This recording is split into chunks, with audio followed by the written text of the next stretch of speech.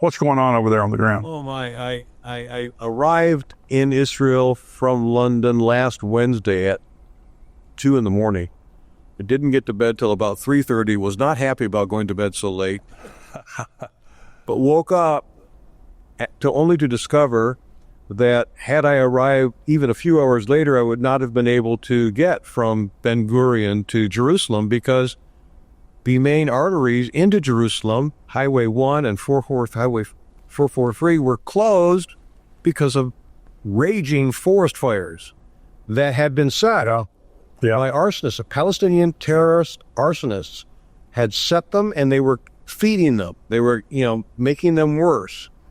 And these fires really were bad. I mean, they were very, very serious. They raged. So that was the big story, and until Sunday. Actually, on Friday night, the Houthis shot a missile and woke everybody up at about 6:30 in the morning, which on Shabbat is early. And sent us all into shelters.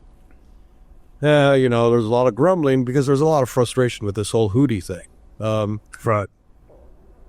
And then on Sunday, another item. By the way, when the Houthis send a missile, a whole swath of Israel is alerted. Alerts go out because there's no certainty about where not only the missile might land, but if it's intercepted, and it's assumed it will be intercepted, they don't know where the debris is likely to fall. People have been killed by debris from these missiles, even though they are intercepted. So Israelis here are very frustrated by the Houthis, but they've also come to depend on the idea of being able to intercept these things. These are missiles coming, 1,600 miles? Right, yeah. Well, on Sunday, the alarm went off again. All of central Israel had alarms, and there was a huge boom. We all thought, hearing the boom, because you could hear it all around, we all thought it was the missile being intercepted. That's often the case. No. Well, the first time, I believe, in Israel's modern history, Ben-Gurion International Airport was hit.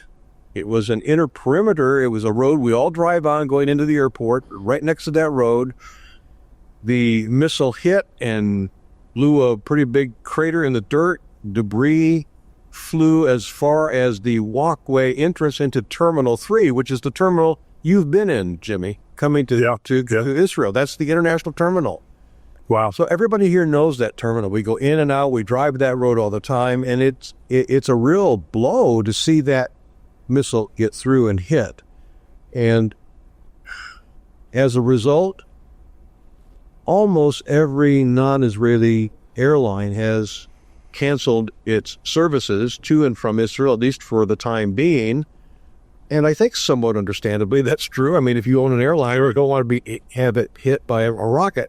And the fact that this rocket hit so close to the terminal is disturbing because it came from Yemen and does not have, I assume it certainly doesn't have sophisticated guidance systems. And they still were managed to hit the perimeter of the airport. So it would not have been much.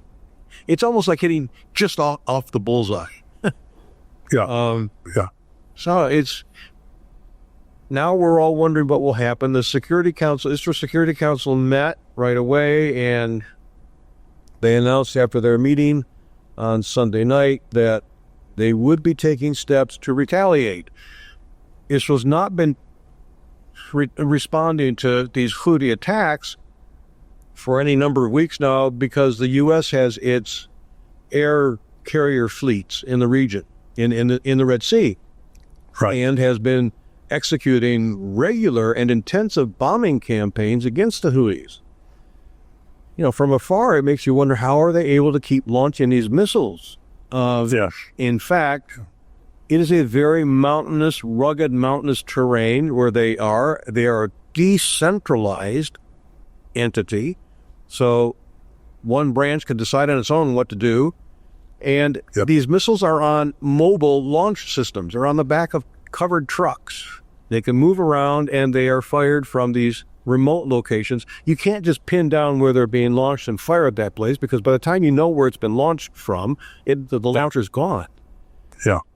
So the other big problem with these Houthis is that they embrace death. Like Hamas. It's very hard for us in the West to understand.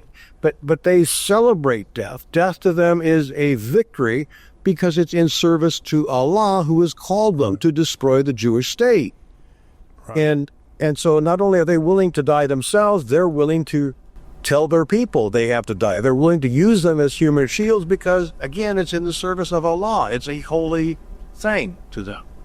Well, a Muslim, they really have no assurance of salvation unless they kill an infidel on the way out. The only way they know they have a guarantee, yes. That's a guarantee, and the 72 virgin brides or whatever they think they're going to get. Yeah. And so it is actually a culture of death.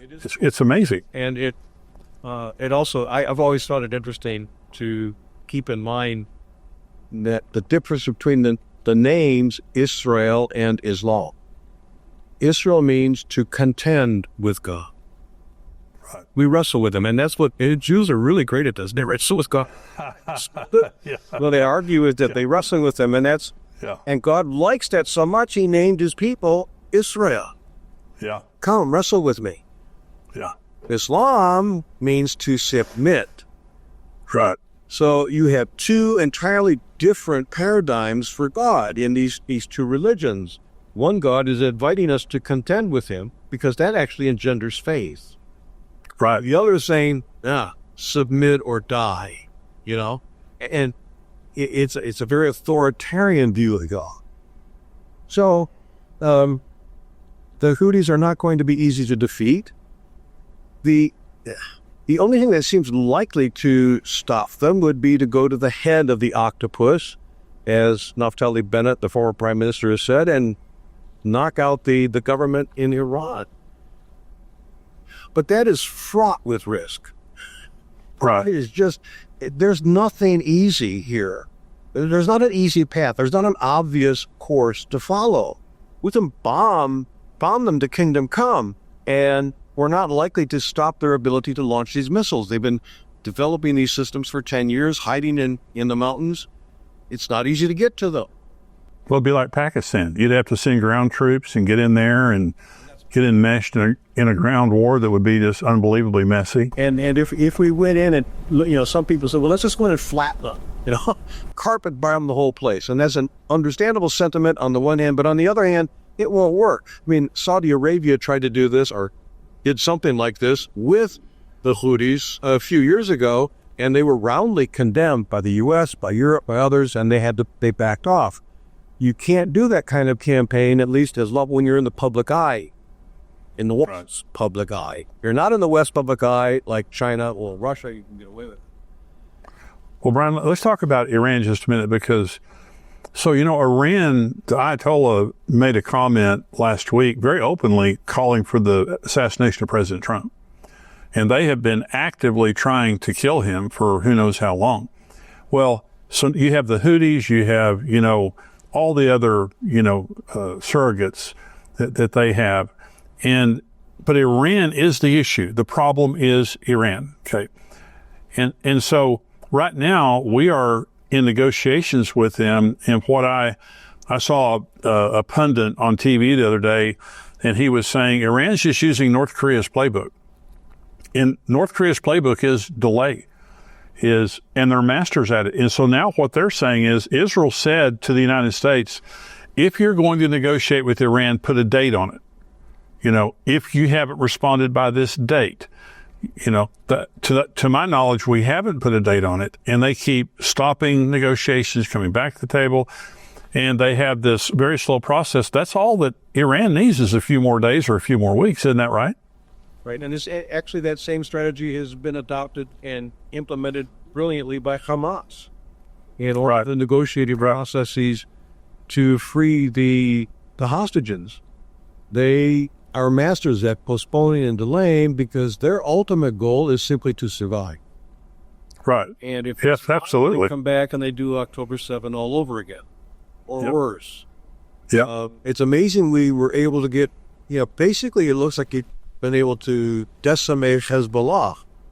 If not completely destroy them, they are reduced at maybe 10% of what they were before. They could come back still, and they probably would if given the opportunity.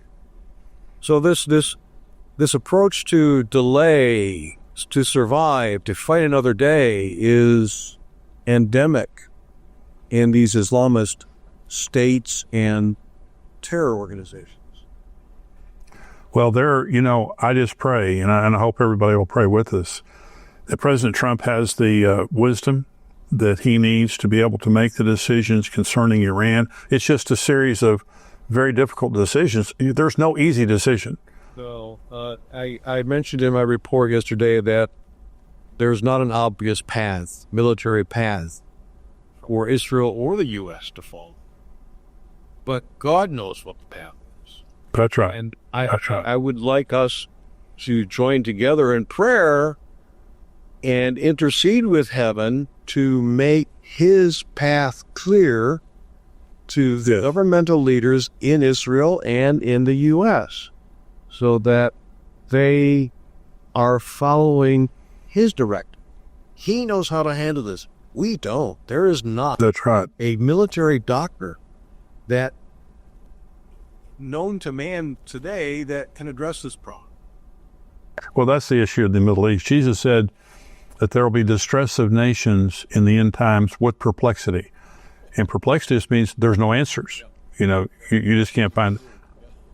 Well, the Antichrist is going to show up one of these days with the answers, or supposed answers. And Israel's going to embrace him as this wonderful man of peace. The world is going to embrace him. He's going to be an international celebrity overnight. But in the meantime, we have this situation that's a very, very serious situation